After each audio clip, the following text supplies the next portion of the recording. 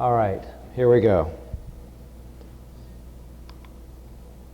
So I always say it's important if you're going to enter anything in life that you have to start with passion. And one of my favorite quotes from Steve Jobs is, you've got to find what you love. Your work is going to fill a large part of your life, and the only way to be truly satisfied is to do what you believe is great work. And the only way to do great work is to love what you do. If you haven't found it yet, keep looking, don't settle. So a lot of people enter the world of hair with just a profit motive, which obviously it is. It's a business as well. But if you don't love what you do, your patient's going to know it. You're going to be bored out of your mind. And my hope and goal over this period of the next hour is to actually get you excited about hair. Not just to talk about the nuts and bolts of doing it, but to really get through some of the great things about hair. So I think it's important to start with a vision. One of the things I always advise anyone that I talk to is, if you don't know where you want to be in 1, 5, or 10 years, sit down with a pen. It's called the hot pen exercise, and just start writing and writing and writing, and your subconscious brain will figure out where you want to be, and that can be an amalgam of your personal and your professional life, which is all integrated, as you know. Energy. A lot of times, you know, we come to a meeting, we get so much out there that we want to pick up and go home with, and we're exhausted. And the goal is what Jim Collins says, a business author, is what you leave on the table at the end of the day is going to be more important than what you take. Because sometimes you take too much and you're just too exhausted. So stay focused. When I first started my hair business, I kept it as a menu item, just like, oh, by the way, I also do hair. And it was very hard to market it from that perspective, because people today want a specialist. They want a rhinoplasty specialist. They want a hair transplant specialist. So for me, I had to break out an entire website dedicated to this. And so to give you an example of the difference, this is my face website, which is very simple message, simple branding. You know, most of my patients are female for face, and most of my patients are male for hair. But if you look at, in contrast to my hair website, it's highly detailed, much more left brain than right brain, and this is appealing more to men in general. I encourage you really to go to meetings as much as you can. The problem, especially if you are a facial plastic surgeon in this world, is you try to get a few pieces out of the hair from a meeting like an hour like this, and you really can't do it. I run a course in St. Louis, which I'll be promoting. I don't make any money on the course or my books.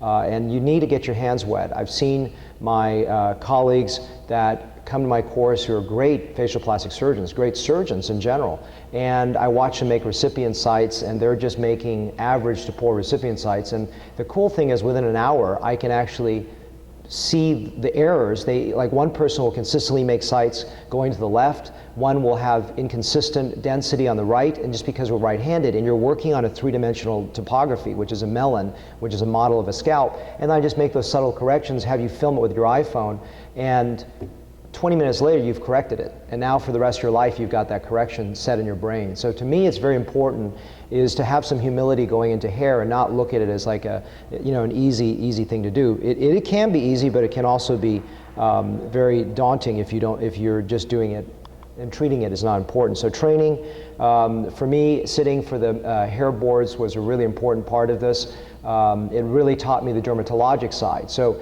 remember, as surgeons, we don't have as much skills and understanding of the derm, and we may be transplanting it to something that's a scarring hair loss or scarring alopecia, and that is going to be a failure. So you have to recognize these patterns that would alert you and say, don't operate on this. We have all that in my St. Louis course, and I encourage you to get Jerry Shapiro's actually new book that actually I read his first edition for the board exam, and it's a great simple little text, and he just came out with a new one, and it goes through all the details that you need to know about what patients not to operate on. And of course, you know, as I'm an examiner for the hair board, and my biggest thing is that you're a safe surgeon when you come, and if you don't know what to do, I would rather you say send it to a dermatologist rather than say, hey, I'm going to operate on this, okay?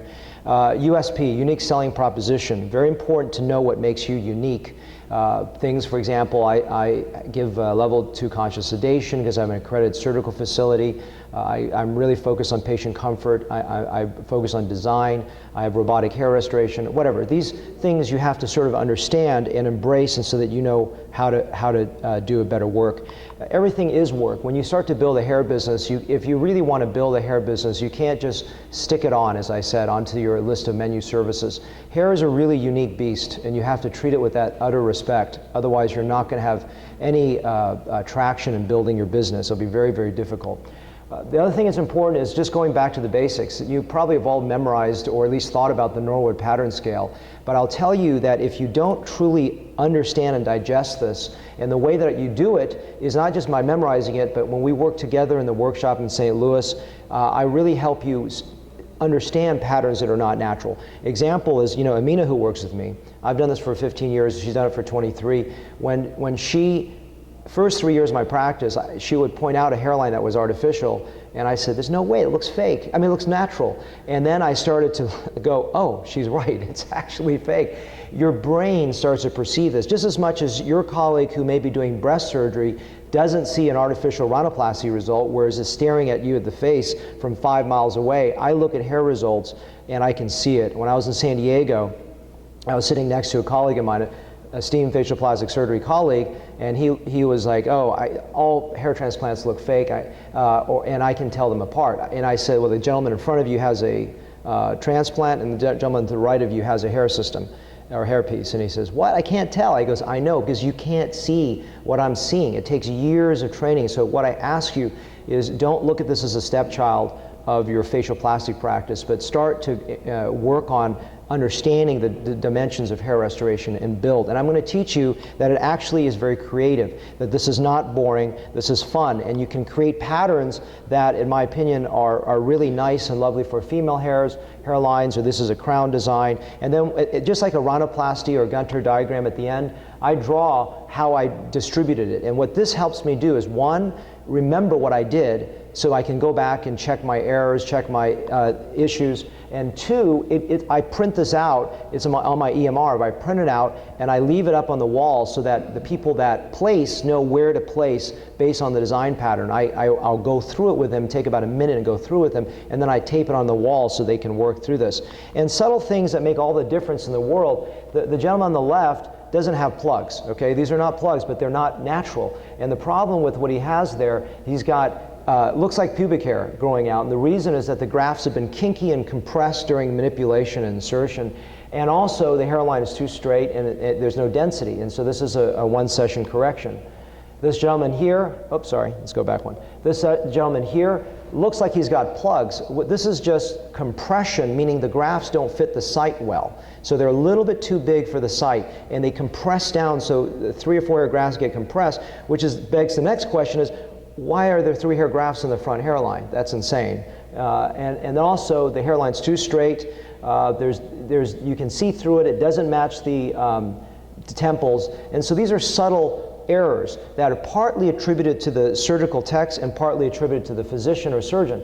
This hairline's too straight. The angles are too perpendicular. When you're working on the hairline, you can almost never go too low, but the hand naturally wants to incline upwards. We'll talk about those subtleties during the recipient site lecture in a few minutes. And there's also see-through, and it doesn't match the temples. So this is what I try to teach, is the subtleties of understanding what makes something unnatural. And just like framing the lower face with a chin implant and some lipo, I believe that the upper face can be easily framed with a hair transplant. So why do hair? Is it just to stick hair on a head? No, it's to make someone look better. And also there's so many other benefits.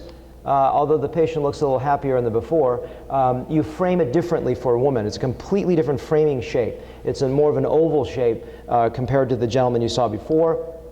You can do elegant work with eyebrows.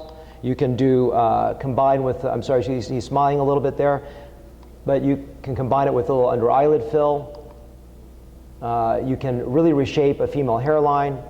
Start small. The biggest thing you're going to hear after going to a lot of hair meetings is, start with a 3,000 graft case. Well, that's insane. You'll have no results. The staff won't be able to do it. You won't be able to do it. Start small, maybe a 500. Do a little bit of a hairline here. Don't start with eyebrows. Those are the hardest thing to do. And I'm going to help you in that course also, and also in this course, sort of walk you through what you should start with and what is reasonable. Don't start with an African-American eyebrow, okay? I mean, don't start with the hardest, most insane thing. Start with something easy and build from that. Start with bigger sites. You know, I'm going to show you how to make these little detailed tiny sites, but your staff can't place them. If your staff can't place, I don't care how good you are, you won't be able to deliver on that. My staff member, Amina, who's been with me 11 years, set up a training protocol. She just revised in her new edition book that just came out. I make no money on my books. Everything goes to charity. But this is her new training protocol. And then learning how to cross-train existing staff.